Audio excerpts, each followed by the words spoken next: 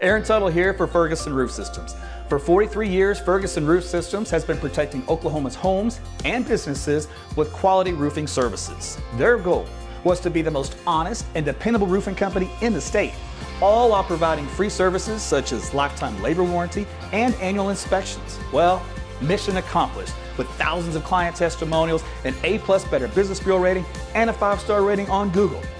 Look, the weather gives you enough to worry about, so why worry about who to trust with your roof? Call Ferguson Roof Systems today or find out more at fergusonroofsystems.com.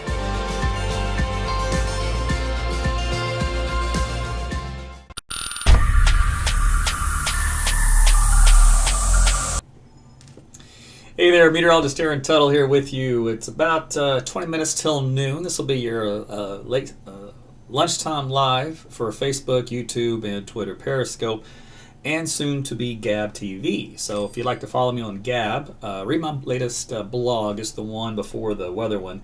Gives you all the details on how you can find me on the social media platform Gab, which has a YouTube, Twitter, and Facebook all built into it. So it's very familiar. You're going to love it. It's got a lot more opportunities and for me as a creator to provide you content. So I went ahead and signed up for that, and we're going to build that platform as well. Just give you an alternative in case you want to move around and try another one, or if you just don't like the one that you're on. So I'm trying to give you as many options as I can. So thanks for watching here. It's getting close to lunch. Let's talk about the weather out there, see if anything has changed, if anything's gotten better or worse. I'm so glad you're here. So please like and share this video with all your friends and family. They can show up on their news feeds and say, hey, who's this guy? Who's this AT? You can find out what's going on and get the real deal with the weather. All right, well, let's move on to the forecast maps and the current conditions. First thing we'll start with, we still have a winter weather advisory in effect here for southeast Oklahoma and North Texas.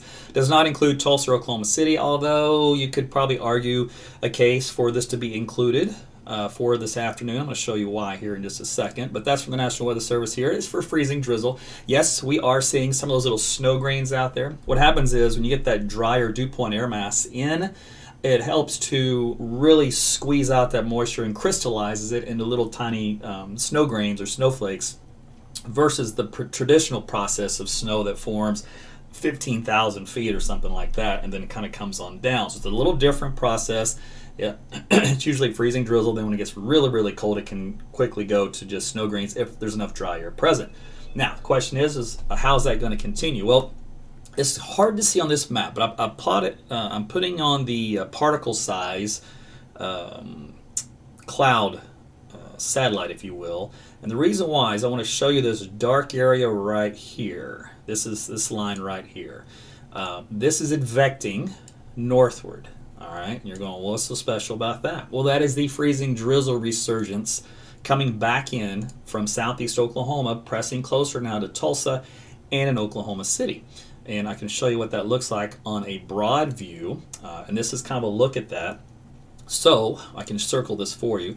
So imagine, if you will, that cloud bank. This is the leading edge of it right here. So this is enhancement showing up in the radar view from Oklahoma City. This is enhancement showing up in the radar view from Tulsa. And of course, Fort Smith's already got some. Then Dallas actually seeing some ice developing on the north side of the Metroplex down there. So this is kind of the quadrant of where the freezing drizzle lies, really. And it is slowly kind of progressing back up to the north. So even though we might get breaks at times, we are still going to be in kind of this stuck pattern with occasional freezing drizzle and, yes, a few of those little snow grains. There is some elevated snow developing out here in northwest Oklahoma, so they might see some flurries flying around out there, but nothing that will accumulate to anything. All right, so that's a look at how that goes. Now, let's see. Let's take a look underneath. We'll go just to the radar view, and it also detects some light snow up there in northwest Oklahoma. Teens across the majority of Oklahoma. These are actual air temperatures. It's brutal stuff out there. And these little snow grain reports here from the Ping system. So you can always join the Ping network, P-I-N-G. You can Google it, and you can become a reporter if you'd like to, and you can send reports like this. That helps guys like me to tell you what's happening out there out the window, because we would all like to have a window everywhere, but we can't. But collectively, we have one big window we can look out. In addition to all this fancy technology that we use. Here's a closer view of Oklahoma City. And I want to show you how that band is approaching from the southeast, moving to the north and west. So Pottawatomie, Seminole, Pauls Valley, Garvin, guys are getting some of that heavier freezing drizzle.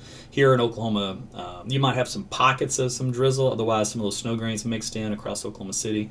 But you also notice these little indications here where it says the equal sign that says mist, overcast, kind of foggy type conditions. So what that just means is we're kind of stuck in this rut. So just be careful, bridges and overpasses, they are going to be always susceptible to time like this. If we look elsewhere across the entire southern plains, you see a lot of those equal signs, and that is for the foggy, drizzly type conditions. Sometimes you'll get cold enough for those little snow grain reports, which is little double stars, double asterisks. And then other times you might see little tilde, which stands for freezing rain or freezing drizzle. But that's kind of the way it looks across the southern plains. And of course, these temperatures in red are the actual air temperatures. The green is the dew point. So very dry, cold air up here in Kansas. That continues to advance southward on these north to northeast winds in Oklahoma. So we just kind of keep reinforcing what we've got here across the state, and that has frozen up the anemometers, that precipitation that we've had. So you can really tell where the freezing drizzle has accumulated quite well, because in this area here, we're not getting any wind reports. All right, that means all the anemometers have frozen over. Now we are getting some freezing drizzle, like we said, down here, but so far the anemometers haven't frozen over, so the accumulation must not be thick enough yet for that to occur. However, ground temperatures continue to cool down, so this is not going to help us anytime further. We have ground temperatures down to the 30s. So what that means is you will have to deal with flash freezing. So flash freezing is when you get any precipitation at all significant enough to touch the ground. It will be instant ice. All right, so any little bit of moisture on bridges and overpasses, even now some side streets, little parking lots, anything like that, if you get any moisture at all, that's just the way it's going to be. Now, if we take a look at my website, aarontutterweather.com, I have a road, underneath the weather data tab, there's a road, Oklahoma road conditions, and it'll show you the soil temperatures. If you scroll down, eventually you'll see the snow route become activated. Here across the entire state itself, we had a lot of orange roads for slow travel yesterday. We've gotten rid of a lot of those here for today, which means travel has improved in many areas. But you can see some orange roads down here in southeastern Oklahoma underneath that heavier freezing drizzle, which indicates some rough go of it at times. And in any one of these, you can tap on the little picture, and it'll show what the truck driver is going through, so you can get a live view of the road at any point in time across the state and see how things look. If we scroll down further, we've got the view of Oklahoma City. With our traffic cam network, you can do the same thing, pop up the cameras on those, and you can also see how quickly things are moving around. And you can change the map for Tulsa, Lawton, Purcell, and also go statewide. So again, that's on aarontutterweather.com, or you can use my free weather app, AT's Weather to Go, and that'll also get you there. Okay, so let's talk about how things are going to look temperature-wise. The models are going to bust. So they're thinking we're going to hit low 20s. That'll never happen. We're stuck into the teens. But regardless, it's kind of the same song repeat, right? So nothing huge is changing for the rest of today into tomorrow morning temperature-wise. However, precipitation. Let's see if the models are detecting a little bit better on that light freezing drizzle, and they're not. They do horrible at this type of situation. So it's a good thing that in meteorology we're taught, what should happen, because apparently the models can't always see the future, which is good. It means that we humans still get to keep a job. Sometimes they do better, but in this particular case, they're doing horrid. So it's not showing up on this high-res model that we have. I'll go to the other one here. This should show up a little bit better. There we go. We got at least a few specks showing up here on the map view for this evening, so it's a little late to its own party, but it does kick in by tomorrow morning. So what that means is your drive time tomorrow morning across from Tulsa to Oak City, southward and southeastward is going to be a mess, kind of like what it was the other morning. That heavier round moves out. Another heavier round kind of moves back in Wednesday night into Thursday morning, so kind of a couple repeats there. But other than that, we don't have any major storm systems yet. That will come for the weekend. Speaking of which, we can take a look at how that is shaping up and see if that's changed any. And I'll stick with the American model. It's been the best so far at seeing how things have been transpiring. And it's got the next snow round moving through on Saturday, so some heavy snows for Oklahoma, even that little wintry mix down there in Dallas-Fort Worth and north and central Texas on Saturday. Then that moves out of here. Another quick moving system in here for Monday. moving through Texas and Oklahoma. Then that one moves on out. And then look, we got another one it tries to put in here on the 17th. This one has been coming and going in the data, so some days it shows, some other days it doesn't. When you get long term out there, the models get a little more wishy-washy, but that's expected. We can take a look at the estimated snowfall amounts just to see how, in a perfect world, how all that would go if this model was correct. And it's got 4 to 6 inches here across Oklahoma for the Saturday storm, and then we're going to add more to it. So a total collective looks like 3 to 8 inches there for next Monday and Tuesday. And then it's got that other storm system. If that comes in on 17th, then that adds to the totals up to about a foot overall for the state. Now that would be impressive. Honestly, this whole thing's already impressive. That would be even more ridiculously impressive. So that's kind of look at how things could evolve here for this weekend as far as the snow goes. And you already know about the temperatures. I'll go ahead and show you Saturday and Sunday just because if you haven't been paying attention, you've been going, what is all this talk that I've been hearing about temperatures? Well, here's Saturday. During the day, we're at 6 degrees. That's not a wind chill. That's the actual air temperature. And then in the morning on Sunday, it's the coldest at -6 that we'll have for this first week. The models are trying to repeat some of that cold weather for early next week. There's -4 Monday morning, and -6 again looks like Tuesday morning. And then we finally start to moderate the temperatures as we head later into the following week. So again, we had about 10 days of this. Wind chill value is also quite deadly. Frostbite will occur very quickly. I'll show you that here in a second. But wind chill values into the negative teens and 20s on Saturday.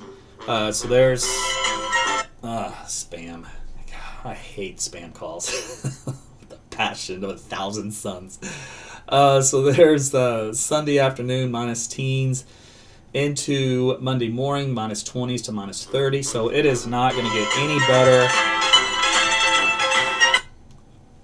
Apologies for that.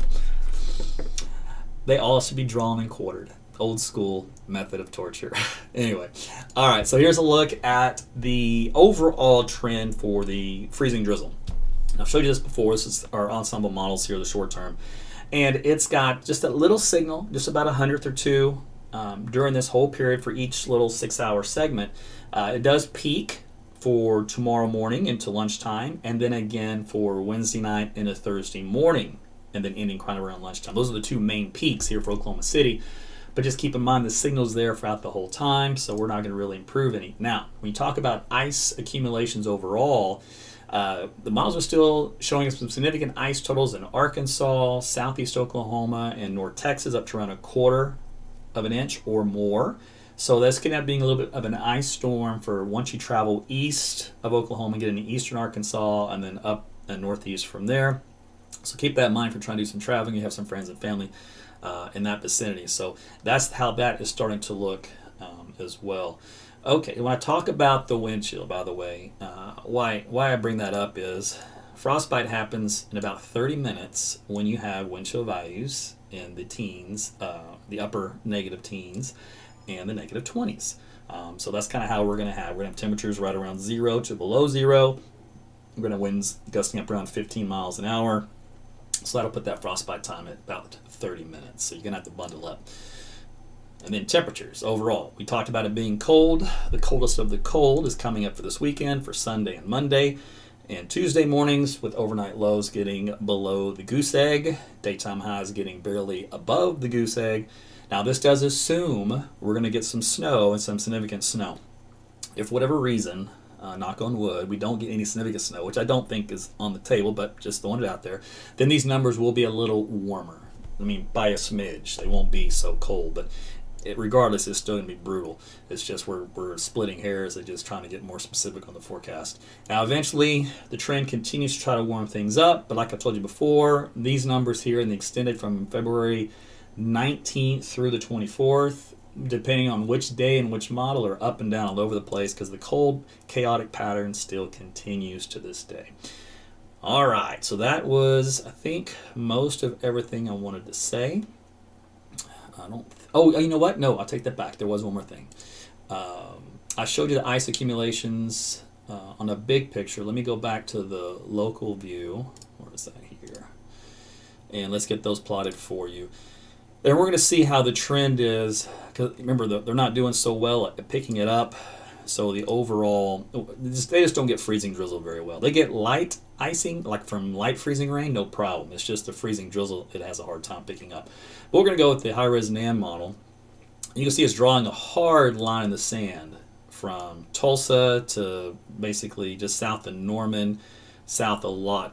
And it doesn't have anything north of there. Now, I think that's wrong. All right, we're going to have to shift this line back up into both metros, just the way it's going, to at least a couple of hundreds, at bare minimal. There will be quite a bit more, though, potentially on the table for southeastern and southern Oklahoma and North Texas, up to about 1/4 of an inch or so. So that could cause some minor power outages. And then east and eastern Arkansas, that's up to 1/2 inch to 3/4 of an inch. You're definitely looking at power outages there. So that's going to be an issue for icing with an ice storm developing there. If we go into the high-res HER model, we're going to see if it does any better. It hadn't done very good up to this point, but here we go. It's finally picking it up a little bit better. So that's the 12Z run, which take us through Thursday morning. It's got a similar look to the NAM as far as placement goes, but I like its better northward track. So it does include Oklahoma City and Tulsa, which makes more sense to me, and even parts of western Oklahoma. So this does not completely mean the northwestern third of the state is bone dry. That is not what that means. It just means most of it will be dry. You'll have a lot less precipitation, but it does not take much at all to cause problems on bridges and overpasses. So keep that in mind when you're traveling out here. Don't think you got the green light to drive like Smokey and the Bandit. All right. I think that's it. Thanks for watching. Let me look at a couple of your comments, and I'm going to turn you loose. Wes, he's already wanting a warm trend in the 70s. I wouldn't harp on that too much. So Dashing Tiger Lily, I see you. I'm glad I helped you out studying to be a meteorologist. Well, I wish you all the best. It's a fun field to be in, that's for sure. You go to my patron page here on Facebook. Denise, good to see you. Thanks for tuning in this afternoon for lunchtime.